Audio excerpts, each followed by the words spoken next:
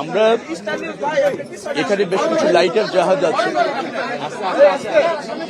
সেই লাইটার জাহাজে আমরা জেনেছি যে ভোগ্যপণ্য, নিত্য প্রয়োজনীয় পণ্য স্টোর করে এরকম রাখা হয় এবং কৃত্রিম বাজার একটা সম্পদ তৈরি করাও মাঝে মাঝে প্রক্রিয়া হয়। তো সেটার বাস্তবিক অবস্থা কি সেটা দেখার জন্য আসলাম। আমরা ইতিমধ্যে মনে হয় যে গম পেয়েছি একটা লাইটার জাহাজে, আরো নাকি ইনফরমেশন পেয়েছি যে এখানে আরো বেশ কিছু লাইটার জাহাজ আছে।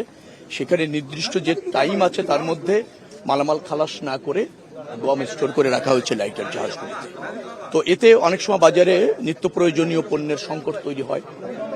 তো সেটাকে কিভাবে বেগবান করা যায় এবং এই ধরনের কার্যক্রম, অনৈতিক কার্যক্রম আছে কিনা সেটা দেখলাম, দেখার জন্য আসা, এবং আমরা পেলাম, একটা প্রমাণ পেয়েছি।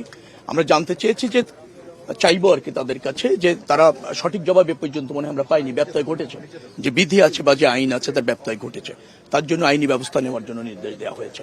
পাশাপাশি এখানে বিশ্ব ব্যাংকের একটা প্রজেক্ট ছিল টার্মিনালের, সেই প্রজেক্টটা বন্ধ আছে এবং আমাদের নিজেদের অর্থায়নে আরো কিছু কাজ করে টার্মিনালটাকে যাতে ফাংশন করানো যায় সেই কাজগুলি চলমান আছে। তো সেটা একটু ভিজিট করতে আসছে যে সবকিছু ঠিক হবে কিনা, ব্যবহার করা যাবে না। আমরা আশা করছি যাত্রাটা স্বস্তির হবে, নিরাপদ হবে।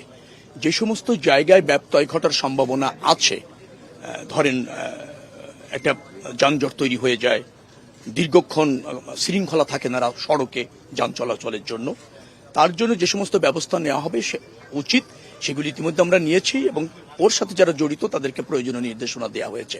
আমি আপনাকে নিশ্চিত করতে চাই যে সবকিছু আশা করছি এবার ঠিক থাকবে। গতবার মোটামুটি একটা স্বস্তির যাত্রা হয়েছে, এবার তার চেয়ে আরো বেশি মনোযোগী এবং আরো বেশি আপনার তৎপর থাকবে সব সংস্থাগুলি, বিশেষ করে ট্রাফিক বিভাগ, তারপর রয়েছে আমাদের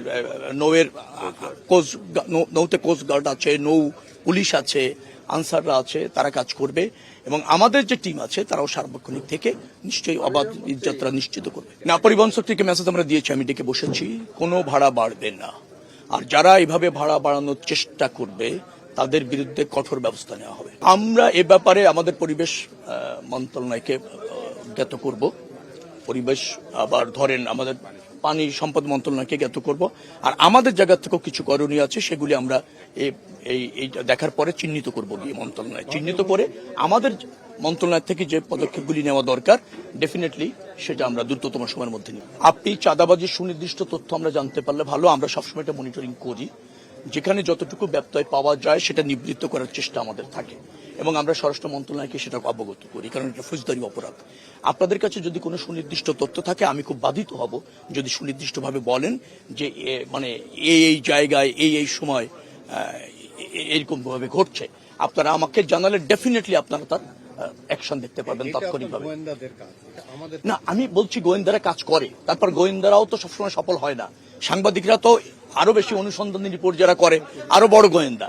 আমরা চাই যে আপনারাও আমাদেরকে সহযোগিতা করেন তথ্যপত্র। যাত্রীর হাতের ব্যাগের টোলের কোনো সুযোগ নেই। আমরা এবার যেমন সদরঘাটে এই ঈদযাত্রা উপলক্ষে যেখানে করেছি সেখানে এমনও সিদ্ধান্ত হয়েছে যে এই ধরনের কোনো অপরাধের কোনো সুযোগ নেই। আমরা সার্বক্ষণিক ওখানে মনিটরিং করবেন।